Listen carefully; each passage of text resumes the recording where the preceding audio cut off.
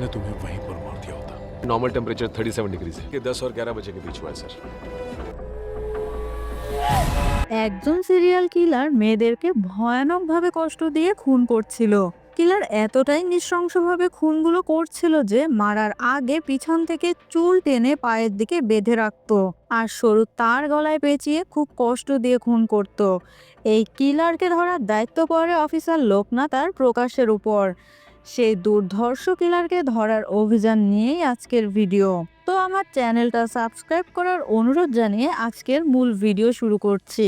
মুভির শুরুতেই আমরা দেখতে পাই মাঝরাতে টহল দিতে দুজন পুলিশ বের হয়। পথে এক পুলিশ বিশেষ কাজ সারতে গাড়ি থামিয়ে রাস্তার পাশে যায়, কিন্তু হঠাৎ সে একটি মেয়ের বীভৎস লাশ দেখে ভয়ে চিৎকার দিয়ে ওঠে।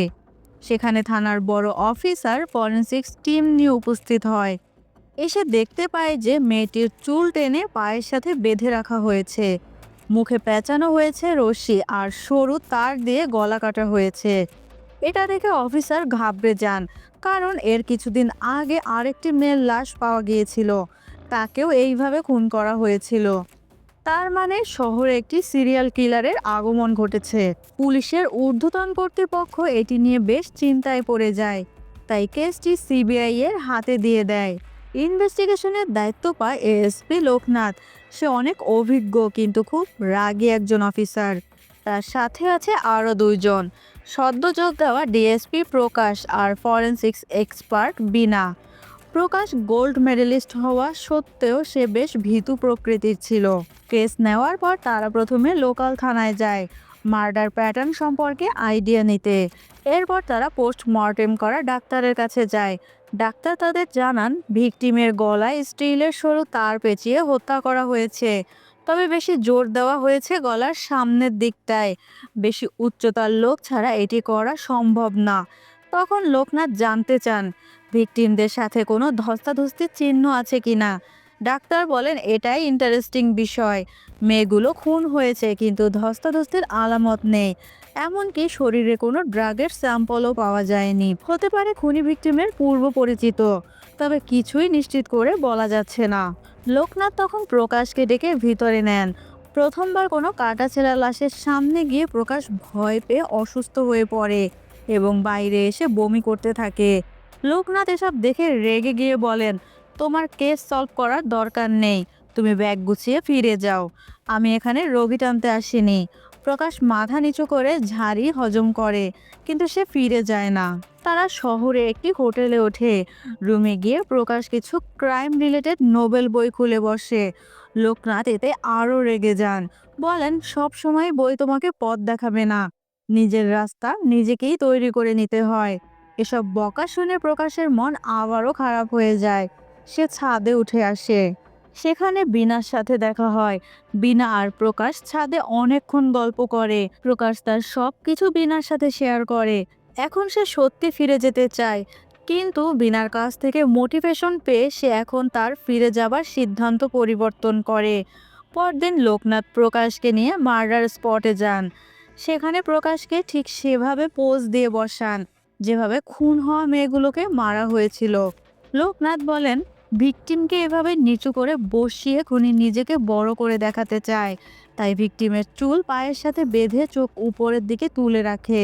তখনই এক কনস্টেবল দৌড়ে এসে জানায় একই প্যাটার্নে আরেকটি মেয়ে খুন হয়েছে। দ্রুত সবাই স্পটে চলে যায়। এবার লোকনাথ প্রকাশকে স্পটে ইনভেস্টিগেশন করতে বলে কমিশনারের অফিসে যায়। প্রকাশ ইনভেস্টিগেট করে জানতে পারে মেয়েটির নাম শাইনি।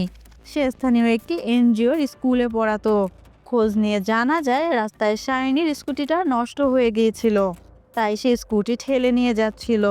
প্রকাশ এবার রাস্তার পাশের একটি গ্যারেজে যায়। গ্যারেজ মালিক এসে জানায় মেয়েটি রাতে নষ্ট স্কুটি নিয়ে এসেছিল, কিন্তু ঠিক হতে সময় লাগবে শুনে স্কুটি রেখেই চলে যায়। প্রকাশ গ্যারেজের ভিতর খোঁজ করলে একটি রাইফেল খুঁজে পায়।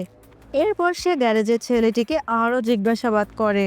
এদিকে লোকনাথ কমিশনারকে জানায় যে তার 10টি পেট্রোলিং কার আর 40 জন পুলিশের একটি ফোর্স লাগবে। লোকনাথ সবাইকে নিয়ে একটি জরুরি মিটিংয়ে বসে। তখন সে বলে খুনের প্যাটার্ন অনুযায়ী খুনি 3 দিন পর পর খুনগুলো করছে। সেই হিসেবে নেক্সট খুনটি আগামীকালই হতে যাচ্ছে। সে নির্দেশ দেয়, আজ রাত থেকে আমাদের কাজে নামতে হবে। কোথাও কোনো মিসিং রিপোর্ট পেলেই সাথে সাথে জানাতে হবে। সেই রাতে আমরা দেখি একটি মেয়ে বাড়ির বাইরে ডাস্টবিনে ময়লা ফেলার জন্য বের হয়, আর তখনই তার পেছনে কেউ একজন এসে দাঁড়ায়। এদিকে বিনা ফোন করে জানায় এক মেয়ের মিসিং এর খবর এসেছে। লোকনাথ ফোর্স নিয়ে সেখানে গিয়ে কিছুই খুঁজে পায় না। একটু পরেই অন্য জায়গা থেকে ফোন আসে যে একটি মেয়ের লাশ পাওয়া গেছে। লোকনাথ দ্রুত ফোর্স নিয়ে সেখানে যায়। স্পটে গিয়ে দেখা যায় এই মেয়েটি আর অন্য কেউ নয়, লোকনাথের সাথে থাকা কনস্টেবলের মেয়ে। মেয়ের লাশ দেখে পুলিশ কনস্টেবল কান্নায় ভেঙে পড়ে। সেখানে সবাই হতবাক হয়ে যায়। পরদিন স্পটে এসে লোকনাথ আর প্রকাশ আলোচনা করে। লোকনাথ বলে, এমন তো হতে পারে খুনির এই খুনগুলো প্রথম নয়, অন্য কোথাও এর আগেও খুনি এভাবে আরও খুন করে এসেছে। লোকনাথ বিনাকে ফোন করে বলেন, এমন পুরনো সব কেসগুলো খুঁজে বের করার চেষ্টা করো যেখানে খুনি এই প্যাটার্নে খুনগুলো করছিল। এরপর তারা সবাই মিলে পুরনো কেসগুলো স্টাডি করতে থাকে। বিনা জিজ্ঞেস করে, এভাবে কি কেস সলভ হওয়ার সম্ভাবনা আছে? তখন প্রকাশ বলে, আমি কিছু বইতে পড়েছি খুনি মাঝে মধ্যে 30-40 বছর পরে ফিরে এসেও একইভাবে খুন করতে থাকে। এরপর লোকনাথ বলে, খুনি খুন করে যে মজাটা পায় সেই মজা অন্য কিছুতে পেলে সে খুন করা ছেড়ে দেয়, তবে সেখানে মজা হারিয়ে ফেললে সে আবারও খুন করা শুরু করে। তারা এবার 30-35 বছর আগের খুনগুলো নিয়ে স্টাডি করা শুরু করে। খুঁজতে খুঁজতে প্রকাশ 1979 সালের একটি কেস খুঁজে পায় যেখানে খুনি এই স্টাইলে, অর্থাৎ গলায় তার পেঁচিয়ে খুন করেছে। তারা এই রিলেটেড আরও 8টি কেস খুঁজে পায় যেগুলো 1971 সাল থেকে শুরু। তখন লোকনাথ প্রকাশকে জিজ্ঞাসা করে, এই 9টি মার্ডারের মধ্যে কোনো সিমিলারিটি আছে কিনা। প্রকাশ বলে, এই 9টি মার্ডার ভিন্ন ভিন্ন জায়গায় হয়েছিল, কিন্তু 9টি কেসেই একজন ইনভেস্টিগেশন অফিসার ছিল যার নাম জন সেবাস্টিয়ান। লোকনাথ তখনই জনকে খোঁজ করতে বেরিয়ে যায়। তখন প্রকাশ মার্ডার হওয়া ভিকটিমদের ছবিগুলো খুব ভালো করে খেয়াল করে। সে আবিষ্কার করে প্রত্যেকের গলার নিচে একই রকম ক্ষতচিহ্ন রয়েছে। সে তখন এই বিষয়ে কথা বলতে ডাক্তারের কাছে যায়। ডাক্তার বলেন, গলার ওই জায়গাটি একটি প্রেসার পয়েন্ট। আমাদের শরীরে এমন 32টি প্রেসার পয়েন্ট রয়েছে যেখানে আঘাত করলে মানুষ 15 থেকে 20 মিনিটের মধ্যে সেন্সলেস হয়ে যায়। প্রকাশ এবার বুঝতে বাকি থাকে না যে খুনি কিভাবে ভিকটিমদের কিডন্যাপ করত। ডাক্তার বলেন, 30 থেকে 35 বছর আগে এটা শুধু বই পড়েই জানার উপায় ছিল। প্রকাশ এই সম্পর্কিত বইয়ের খোঁজে একটি পুরনো লাইব্রেরিতে চলে যায়। অনেক খোঁজাখুঁজির পর সে তেমন একটি বই পেয়ে যায়। অন্যদিকে লোকনাথ জনের বাড়ি গিয়ে নক করলে এক বয়স্ক লোক দরজা খুলে দেয়। সে বলে যে সে ইন্সপেক্টর জনের ছেলে, নাম কেনেডি। ভেতরে ঢুকে কেসের ব্যাপারে কথা বললে কেনেডি অন্যরকম আচরণ করা শুরু করে, যা দেখে লোকনাথের সন্দেহ হয়। তখন জানতে পারে যে জন অনেক আগেই মারা গেছে। এখানে কেনেডি একাই থাকে, তবে লোকনাথ কিছু বুঝতে না দিয়ে সেখান থেকে চলে আসে। আর এদিকে প্রকাশ রেকর্ড ঘেটে জানতে পারে জন কেনেডি নামের এক লোক এই বইটি অনেকবার পড়ার জন্য নিয়েছিল। প্রকাশ লোকনাথকে ফোন করে বিষয়টি বলে। লোকনাথ বলেন, আমারও তেমনটাই সন্দেহ হয়েছে। এরপর কেনেডির উপর নজর রাখতে লোকনাথ প্রকাশকে কেনেডির পাশের বাড়িতে ভাড়াটিয়া হিসেবে তুলে দেয়। তারা একটা পরিকল্পনা করে, সেই রাতে কেনেডি গাড়ি নিয়ে বাইরে বেরিয়ে গেলে একটা টিম তাকে ফলো করবে, আর এই সুযোগে প্রকাশ কেনেডির বাড়িতে ঢুকে তদন্ত করবে। কিন্তু গাড়ি নিয়ে কেনেডি বের হবার পর দেখা যায় ফলো করা পুলিশের গাড়িটি নষ্ট হয়ে যায়। তখন প্রকাশের কেনেডির বাড়ি সার্চ করার কথা থাকলেও লোকনাথ সার্চ করতে নিষেধ করে দেন। এর মধ্যে লোকনাথের কথা মতো হাইওয়ে পুলিশ কেনেডির গাড়ি আটকায়, কিন্তু গাড়িতে সন্দেহজনক কিছুই পায় না পুলিশ, তাই তারা কেনেডিকে যেতে দেয়। এরপর লোকনাথ প্রকাশকে বলেন, আমি কেনেডির গাড়ি ফলো করছি, তুমি ওর ঘরে গিয়ে তল্লাশি শুরু করো। প্রকাশ তখনই গিয়ে কেনেডির ঘর তল্লাশি করতে থাকে, কিন্তু কোনো ক্লু পায় না। তবে সে আলাদা একটি ঘর দেখতে পায় যেটি বাইরে থেকে তালা দেওয়া। প্রকাশ সেই ঘরে প্রবেশ করার আগেই কেনেডি বাড়ি চলে আসে। প্রকাশ খুব কৌশলে কেনেডির বাসা থেকে বের হয়ে আসে। তারপর লোকনাথকে ফোন করে বলে যে সে কিছুই খুঁজে পায়নি, কিন্তু কেনেডি যে 3 ঘন্টা বাইরে ছিল, এই 3 ঘন্টা সে কোথায় ছিল? পরদিনই খবর আসে একই খুনের প্যাটার্নে শহরে আরেকটি মেয়ে খুন হয়েছে। লোকনাথ আর প্রকাশ গিয়ে দেখেন খুনের প্যাটার্ন আসলেই এক। কিন্তু অবাক করা বিষয় হচ্ছে খুনি নাকি রাতেই ধরা পড়েছে। খুনি মেয়েটির গহনা নিয়ে পালানোর সময় পুলিশ তাকে ধরে ফেলে। লোকনাথ বলেন এ আসল সিরিয়াল কিলার নয়। সিরিয়াল কিলার হলে সে কখনোই চুরি করতো না। কিন্তু খুনি যেহেতু স্বীকার করেছে, তাই এবার কেস ক্লোজ হয়ে যাবে। তবে লোকনাথ আর প্রকাশ এই কেস এত সহজে ছাড়তে রাজি না, কারণ তারা জানে আসল খুনি কে। এরপর তারা দুজন কেনেডিকে ফলো করতে থাকে। রাতে কেনেডি শপিং করতে সুপার শপে ঢুকলে পেছন পেছন প্রকাশও ঢোকে। কিন্তু কিছুক্ষণ পর কেনেডি তাকে দেখে তার প্রতিবেশী হিসেবে কথা বলা শুরু করে। কেনেডি তখন প্রকাশকে তার বাসায় ডিনারের দাওয়াত দেয়, কিন্তু প্রকাশ শুরুতে রাজি হয় না। তাও কেনেডি এত জোর করছিল যে প্রকাশ আর মানা করতে পারে না। আর এসব দূর থেকে লোকনাথ ফলো করছিল। পরে বাসায় গিয়ে কেনেডি যখন কিচেনে খাবার রান্না করতে থাকে, প্রকাশ তখন খেয়াল করে সেদিনের তালাবদ্ধ রুমটি আজকে তালা খোলা। সে তখন বাথরুমে যাওয়ার কথা বলে ওই রুমে ঢুকে পড়ে। রুমটিতে ঢুকে সে অনেক ছবি দেখতে পায়, তার মধ্যে একটি কবরের ছবি। অনেকক্ষণ খেয়াল করে সে তার পেছনে আরও একটি ছবি খুঁজে পায়, যেটি ছিল ৭৯ সালে খুন হওয়া সেই মহিলার লাশের ছবি। ঠিক তখনই পেছনে কেনেডি এসে হাজির হয় আর প্রকাশকে ধরে ফেলে। কেনেডি প্রকাশের ঘাড়ে আঘাত করে তাকে অজ্ঞান করে দেয়, এরপর তাকে বেঁধে রাখে। এইদিকে ভিতরে বিপদ হচ্ছে বুঝতে পেরে লোকনাথ কেনেডির ঘরের দরজায় নক করে। আজকে কেনেডি দরজা খুলে লোকনাথকে দেখে কিছু না বলে দরজা বন্ধ করে দিচ্ছে, কিন্তু লোকনাথ জোর করে ঘরে ঢুকে পড়ে। ভিতর থেকে প্রকাশ শব্দ করছিল। এরপর সে প্রকাশকে উদ্ধার করে। তখন দুজন মিলে কেনেডিকে ধরে ফেলে আর খুনের ব্যাপারে জিজ্ঞাসাবাদ করতে শুরু করে। কেনেডি প্রথমে কিছুই বলতে রাজি হয় না। তারপর লোকনাথ কেনেডির ছেলেকে গ্রেপ্তারের ভয় দেখালে কেনেডি সব বলতে শুরু করে। কেনেডি বলে আমার সাথে আমার ছেলের সম্পর্ক খুবই ভালো, একেবারে বন্ধুর মতো। কিন্তু আমার সাথে আমার বাবার সম্পর্ক তেমন ভালো ছিল না। আসলে তার বাবা ছিলেন ভীষণ বদরাগী এক পুলিশ অফিসার। সে কেনেডিকে ভীষণ মারতো, এমনকি ছোটখাটো কারণেও মারতো। কেনেডি এসব নিয়ে কিশোর বয়সে খুব ফ্রাস্ট্রেশনে পড়ে যায়। এটা তার মানসিক অবস্থার উপর বিরাট প্রভাব ফেলে। সে তার বাবাকে এতটাই ভয় পেত যে তার কথা মনে হলেই কেঁপে উঠত। একদিন স্কুল বাদ দিয়ে সে যখন সিগারেট খাচ্ছিল, তার এক ম্যাডাম সে পথ দিয়ে যাওয়ার সময় তাকে দেখে ফেলে। এটা দেখে ম্যাডাম হুমকি দেয় যে তার বাবাকে সব বলে দেবে। কেনেডি অনেক অনুরোধ করলেও সে শোনে না। তখন পাশে পড়ে থাকা একটি ইট দিয়ে কেনেডি ম্যাডামের মাথায় আঘাত করে। এতে ম্যাডাম সেখানেই মারা যায়। খুব ভয় পেয়ে যায়। সেখান থেকে এসে সে খুনের সকল প্রমাণ নষ্ট করে ফেলে। তবুও খুব ভয়ে ছিল যদি তার বাবা এসে তাকে আবারও মারধর শুরু করে। কিন্তু সেদিন তার বাবা আর তাকে মারে না। মূলত সেদিন তার বাবা ম্যাডামের খুনের মামলা নিয়ে ঝামেলায় ছিল। এই জন্য সেদিন আর কেনেডির মার খেতে হয়নি। এরপর সে মারের হাত থেকে বাঁচার জন্য খুন করত, আর তার বাবা মামলা নিয়ে ব্যস্ত হয়ে যেত। এটি কেনেডির নেশা হয়ে যায়। যেদিন তার বাবা তাকে মারতো, সেই দিনই সে কোনো না কোনো মেয়েকে খুন করে ফ্রাস্ট্রেশন দূর করত। কিন্তু কেনেডি বলে খুন করলেও সে লাশের দিকে খুব একটা তাকাতো না, কারণ সে রক্ত ভয় পেত। ভিকটিমের চোখ দেখেও সে ভয় পেত। এসব শুনে প্রকাশ বলে তাহলে এখনকার খুনের খুনি কেনেডি হতে পারে না, কারণ এই খুনি ভিকটিমের চোখে চোখ রাখে, তার মৃত্যু পর্যন্ত যন্ত্রণা উপভোগ করে। এই খুনি অন্য কেউ।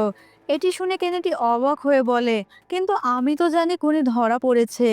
এবার লোকনাথ কেনেডিকে ধরে বলে খুনের ব্যাপারে আর কি জানো বলো।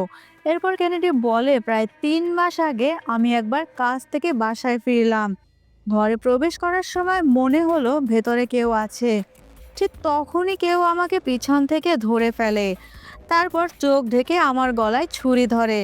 তারপর বলে আজ থেকে 30 বছর আগে আমি তোমাকে একটি খুন করতে দেখেছিলাম। তারপর থেকে আমি তোমাকে ফলো করছি। তুমি পরপর কয়েকটি খুন করেছো, কিন্তু খুনের পর তুমি খুব স্বাভাবিক জীবনযাপন করতে। পুলিশও কখনো ধরতে পারেনি তোমাকে। তুমি খুনগুলো কিভাবে করতে আমাকে শিখিয়ে দাও। কেনেডি তখন বাধ্য হয়ে তাকে কৌশল বলে দেয়। এরপর লোকটি চলে যায়। সব শুনে লোকনাথ বলেন, তুমি কি বলতে পারবে ওর চেহারা কেমন ছিল? কেনেডি বলে, আমি ওর চেহারা দেখতে পাইনি, কিন্তু ওর গাড়ির হর্নের শব্দ ছিল বাচ্চাদের খেলনা পিস্তলের মতো, যেরকমটা আমি অন্য কোথাও শুনিনি। এসব কথা শেষ করে হঠাৎ কেনেডি লোকনাথকে ধাক্কা দিয়ে সরিয়ে কিচেনে ঢুকে যায় আর দরজা বন্ধ করে দেয়। তারপর গ্যাস সিলিন্ডারে মুখ খুলে দেয়। এরপর সে রিকোয়েস্ট করে বলে, তোমরা আমার ছেলেকে এসব কিছুই বলো না, ও আমাকে খুব ভালোবাসে। তারপর সিলিন্ডারে বিস্ফোরণ ঘটিয়ে কেনেডি আত্মহত্যা করে। এরপর লোকনাথ বলেন, এই গাড়ির ক্লু ধরে খুনি পর্যন্ত পৌঁছানো মুশকিল হয়ে যাবে। প্রকাশ বলে, স্যার, এই গাড়িটিকে আমি দেখেছি শাইনি মার্ডার কেসে তদন্ত করতে। প্রকাশ যে গ্যারেজে গিয়েছিল, সেই গ্যারেজে সে এমন হর্ন দেওয়া একটি গাড়ি দেখেছিল। এরপর দুজন সোজা ওই গ্যারেজে চলে যায়। তারপর গ্যারেজের লোকের সাহায্য নিয়ে চলে যায় খুনির বাড়ির দিকে। তারপর আমরা এই ভয়ঙ্কর খুনিকে দেখতে পাই। আসলে একে দেখলে আপনার খুনি মনে হবে না। শাইনি যে এনজিওতে চাকরি করত, সেও একই এনজিওতে চাকরি করে। জীবনযাপনে সাধারণ একটি মানুষ সে, কিন্তু তার সাধারণ জীবনযাপনটা বিষিয়ে তুলেছে তার স্ত্রী। উঠতে বসতে তার যে কোনো কাজে তাকে তিরস্কার করে, মাঝে মধ্যে তো বাপ মা নিয়েও গালাগালি করে। শুধু তিরস্কার আর গালাগালি নয়, তার স্ত্রী নিজের বয়ফ্রেন্ডকেও তার সামনে দিয়ে বাড়িতে এনে তোলে। আর এসব অত্যাচার যেদিন চরমে ওঠে, সেদিনই বাড়ি থেকে বের হয়ে কোনো একটা মেয়েকে খুন করে। সেদিন সে কাজে বের হয়ে গেলে তার বাড়িতে ঢোকে লোকনাথ আর প্রকাশ। সেখানে তল্লাশির এক পর্যায়ে খুন হওয়া মেয়েগুলোর ছবি পায় তারা। সাথে পাওয়া যায় একটি কফি শপের বিল পেপার। সেই সূত্র ধরে এরা চলে যায় ওই কফি শপে।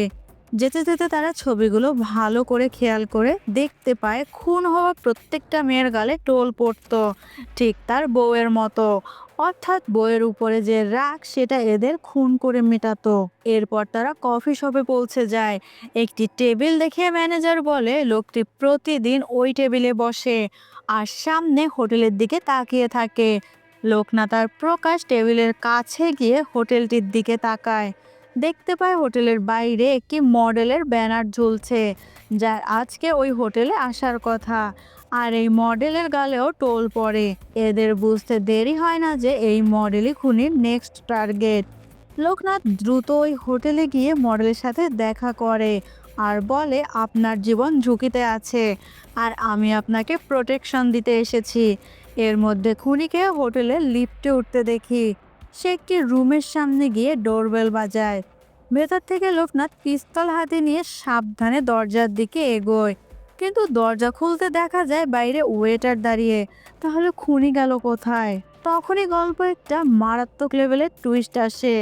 আমরা দেখতে পাই খুনি যে রুমের ডোরবেল বাজাচ্ছে, সেই রুমের দরজা খুলে বেরিয়ে আসে বিনা। মানে খুনির টার্গেট আসলে বিনা। বিনা দরজা খুলতেই খুনি এমন অসুস্থ হওয়ার ভান করে যেন সে নিঃশ্বাস নিতে পারছে না। সে বিনাকে অনুরোধ করতে থাকে বিনা যেন নিচে তার গাড়ি থেকে ইনহেলারটা এনে দেয়। এরপর বিনা ইনহেলার নিতে নিচের দিকে যায়। এদিকে মডেলের কাছে খুনি না আসায় লোকনাথ প্রকাশকে ফোন করেন। প্রকাশ আবার কফি শপে ওই টেবিলে বসে হোটেলের বিভিন্ন দিক দেখতে থাকে। সে দেখে হোটেলের নাম কৃষ্ণা লজ। তখন মনে পড়ে ইনভেস্টিগেশনের সময় এই হোটেলেই তো এরা উঠেছিল। এবার মাথা ঘুরে যায় প্রকাশের, কারণ বিনার গালেও টোল পড়ে। তাহলে বিনাই খুনির নেক্সট টার্গেট। প্রকাশ তখনই বিনাকে কল করে, কিন্তু ততক্ষণে বেশ দেরি হয়ে গিয়েছে। খুনি বিনাকে গাড়ির ভেতর আটকে ফেলেছে। সে বিনাকে তার কৌশল প্রয়োগ করে অজ্ঞান করে, তারপর গাড়ি নিয়ে চলে যায়। ওদিকে প্রকাশ আর লোকনাথও গাড়ি নিয়ে তাড়া করে। হঠাৎ গাড়ি এসে থামে একটি 3 রাস্তার মোড়ে। এবার এরা বুঝতে পারে না কোন দিকে যাবে। তারা গাড়ি থেকে নেমে হতাশ হয়ে 3 দিক দেখতে থাকে। ততক্ষণে খুনি স্পটে চলে গিয়েছে। সে গাড়ির ডিকি খুলে বিনাকে নামানোর পর যখন ডিকি বন্ধ করে, তখন এর শব্দে গাছের পাখিরা ঝাঁকে ঝাঁকে উড়ে যায়। আর দূর থেকে এটা দেখে এরা দুজন বুঝতে পারে খুনি কোথায় আছে। এরা দ্রুত স্পটে চলে যায় আর খুনিকে ঘিরে ফেলে। কিন্তু খুনিকে যত ঠান্ডা মেজাজের মনে হয়, সে আসলে ততটাও ঠান্ডা নয়। সেও পাল্টা আক্রমণ করে প্রকাশ আর লোকনাথকে। শুরু হয় মারাত্মক ফাইট। কেউ কাউকে ছাড় দিচ্ছে না। এক পর্যায়ে খুনি লোকনাথের পিঠে ছুরি ঢুকিয়ে দেয়। তখন প্রকাশ গুলি করে দেয় খুনিকে, আর সেখানেই খুনির চ্যাপ্টার ক্লোজ হয়ে যায়। এরপর বিনা আর লোকনাথকে নিয়ে প্রকাশ হসপিটালে যায়। ট্রিটমেন্ট নিয়ে সবাই সুস্থ হওয়ার পথে। এরপর তারা কেস সলভ করে ফেরার জন্য বের হয়। তখন দেখা যায় একটি পরিবারের স্বামী স্ত্রী ব্যাপক ঝগড়া করছে, আর ছোট্ট ছেলেটা বাহিরে এসে বসে আছে। প্রকাশ এটা দেখে ভেতরে গিয়ে কিছু বলে আসে, আর মুহূর্তে ঝগড়া থেমে যায়। তখন লোকনাথ জিজ্ঞেস করে সে ভেতরে কি বলে এসেছে। প্রকাশ সেখানে গিয়ে বলেছিল পরিবারের মানুষের মাঝে সুসম্পর্ক থাকলে আমাদের কাজটা সহজ হয়ে যায়। আর এখানেই দুর্দান্ত এই থ্রিলার মুভিটি শেষ হয়ে যায়। তো বন্ধুরা, ভিডিওটি কেমন লাগলো জানাতে ভুলবেন না। পরবর্তী ভিডিও পেতে সাবস্ক্রাইব করে দিবেন। ধন্যবাদ।